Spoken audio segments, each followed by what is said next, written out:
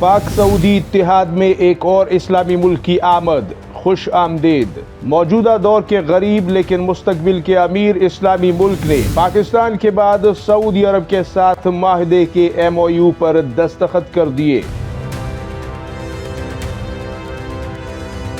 तुर्की ने JF-17 के बाद अब सऊदी अरब के हवाले से 5th जनरेशन लड़ाका हथियारों के बड़े सौदे का ऐलान कर दिया है। तुर्की का पाक सऊदी इत्तेहाद में बाज़ाब्ता शमूलियत के ऐलान का वक्त बहुत करीब आ चुका है। तफसीलात के लिए वीडियो को आखिर तक मुलाहिजा फरमाएं और बराह करम चैनल को भी सब्सक्राइब कीजिए, बेल आइकॉन दबाइए ताकि हमारी हर आने वाली वीडियो आपको वक्त पर मिल सके। जज़ाकल्लाह।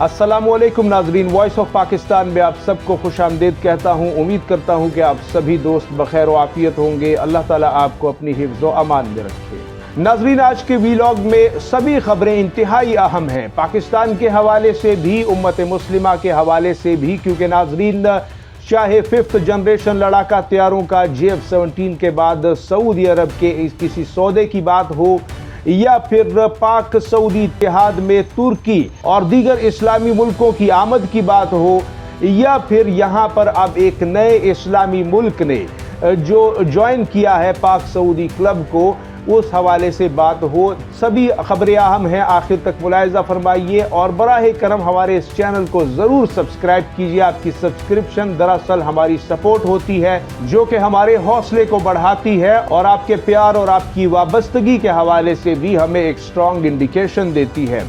नाज़रीन, सबसे पहले बात करेंगे सोमालिया की। 35 साल बाद, याद रखिएगा, 35 साल बाद पाकिस्तान और सोमालिया के दरमियान आला सतही वफूद का तबादला हुआ और उसमें बहुत ज़्यादा कुर्बतें देखने में आई और बहुत से मामलात पर पाकिस्तान ने खुलकर सोमालिया को सपोर्ट भी किया। और उसी वक्त से ये लगना शुरू हो गया कि जब दिफा और जंगी तरबियत और ट्रेनिंग के हवाले से माहिदों पर दस्तखत हुए और मुख्तलिफ चीज़ें जो है वो अंडरस्टैंडिंग में आई, तो ये चीज़ क्लियर होती गई कि कुछ बड़ा होने वाला है। सोमालिया कुछ करना चाहता है, शायद अपने मुस्तकबिल को लेकर कोई बड़ा फैसला करने जा रहा है। लिहाजा अब वो चीज़ क्लियर हो गई। सऊदी अरब के साथ जिस MOU पर, मेमोरेंडम ऑफ अंडरस्टैंडिंग पर दस्तखत हुए हैं, उसमें दिफा और सलामती के हवाले से सोमालिया ने एक माहिदा किया है सऊदी अरब के साथ। चूँकि पाक सऊदी इत्तेहाद हो चुका, लिहाजा अब सऊदी अरब या पाकिस्तान के साथ कोई भी माहिदा दरअसल इन दोनों के साथ माहिदा करार दिया जाता है, जिसमें जंगी तरबियत, ट्रेनिंग और दिफा और सलामती के हवाले से अहम उमूर पर दस्तखत चिपका दिए गए हैं। और ये भी याद रखिएगा नाजरीन के सऊदी अरब बजाते खुद दिफा या सलामती फराहम नहीं करता, बल्कि पाकिस्तान उसके साथ है और पाकिस्तान ही मैदान में उतरेगा अगर सोमालिया को अपनी दिफा और अपनी सलामती के लिए कोई मसला दरपेश होता है। और यकीनन सोमालिया ने जिन मसाइल को देखकर ये वायदा किया है वो मसाइल कोई छोटे नहीं है। मिसाल के तौर पर सोमालीलैंड को लेकर के सोमालिया ने काफ़ी खदशात का इजहार किया है। दूसरी तरफ नाजरीन, सोमालिया के इर्द गिर्द बहुत ज़्यादा तेल के ज़खायर और गैस के ज़खायर और सोने के जो ज़खायर हैं वो बरामद हुए और कुछ अरसा पहले, ज़्यादा वक्त नहीं गुजरा। तो चूँकि सोमालिया एक कमज़ोर इस्लामी मुल्क है, उसके पास इतने वसाइल भी नहीं हैं, दिफा और जंगी और फौजी ताकत भी नहीं है, लिहाजा इन ज़खायर को पहले निकालना और फिर इनकी हिफाजत करना दोनों ही बड़े चैलेंज थे। और इसके लिए अगर सोमालिया किसी दुनिया की बड़ी ताकत पर डिपेंड करता या उससे मदद लेता तो जाहिर है सोमालिया की मईशत हो या उसका दिफा या उसकी सलामती भी उनके मरहूने मिन्नत होती जिस ताकत से वो ये मदद लेता। लिहाजा इस मकसद के लिए वो तुर्की गया। तुर्की में वहाँ उन्होंने एक माहिदा किया।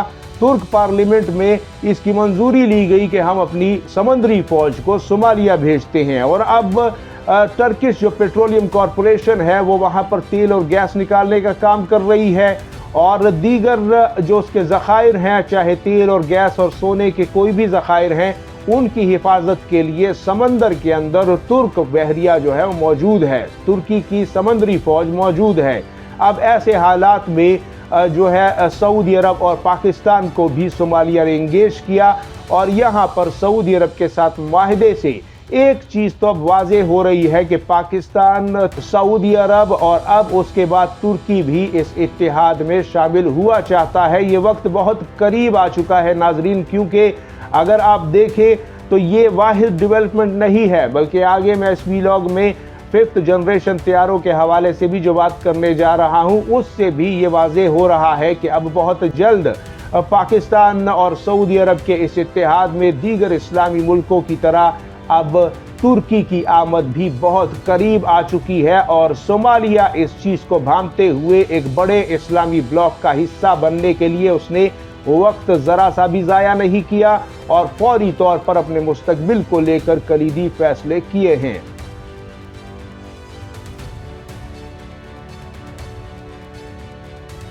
यहां पे नाजरीन अब आपको दूसरी खबर देंगे तुर्की के हवाले से। टर्किश जो एरोस्पेस इंडस्ट्रीज है, उन्होंने कान लड़ाका तैयारा बनाया जिसमें पाकिस्तान पार्टनर है, पाकिस्तान उसका हिस्सेदार है।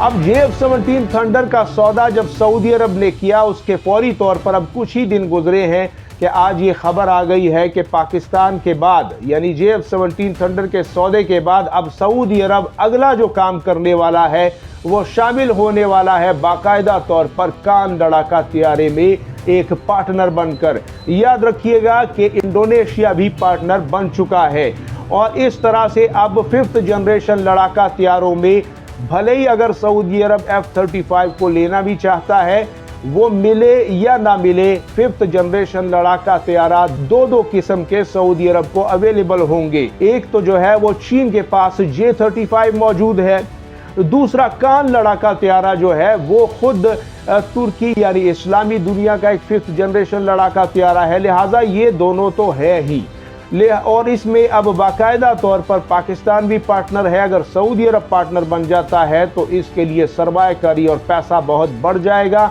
और इसको पूरी ताकत के साथ पूरी दुनिया की मार्केट में आसानी से पिच किया जा सकेगा। वसाइल भी बहुत होंगे और टेक्नोलॉजी ऑलरेडी उसमें पाकिस्तान और तुर्की जो है वो इस्तेमाल कर रहे हैं। इसका पाकिस्तानी और सऊदी वर्जन भी बहुत जल्द सामने आएगा। बल्कि बात सोर्सेस तो ये भी कहते हैं कि आज़रबाईजान भी पर तोल रहा है इस प्रोजेक्ट में बाकायदा तौर पर हिस्सेदार बनने के लिए, खरीदार नहीं हिस्सेदार। यूं ये जो एक पेशगोई की जा रही थी कि JF-17 थंडर 4.5th जनरेशन में और फिर 5th जनरेशन में कान लड़ाका तैयारा जो है ये मुस्लिम दुनिया के 2 लड़ाका तैयारे कहलाएंगे आगे चलकर, तो ये बात अब सही साबित हो रही है। और दूसरी अहम पेशगोई जो की जा रही थी वो ये है कि पाकिस्तान और सऊदी अरब के इत्तेहाद में तुर्की बहुत जल्द आएगा। तो यहाँ पर अगर आप देखें तो सोमालिया के मामले पर तीनों मुल्क एक जगह नजर आ रहे हैं, कश्मीर के मामले पर तीनों मुल्क एक जगह नजर आ रहे हैं, दिफा और सलामती को लेकर तीनों ममालिक की जो लाइन है वो एक ही है। और अब 5th जनरेशन लड़ाका तैयारे यानी कि मुस्तकबिल में जो फिजाई जंग है, फिजाई ताकत है, उसको इकट्ठा करने के हवाले से भी तीनों मुल्क हैंडशेक कर रहे हैं, आपस में हाथों में हाथ डालकर आगे बढ़ना चाहते हैं। लिहाजा अब एक बाज़ाब्ता और लिखत में जो मुआहिदा है वो तुर्की के सामने आना बहुत करीब है। बहुत जल्द इसकी खुशखबरियां भी एक्सपेक्ट की जा रही है और ये पेशगोई की जा रही है कि शायद अब सालों में नहीं बल्कि चंद महीनों में ही इसका ऐलान सामने आ सकता है।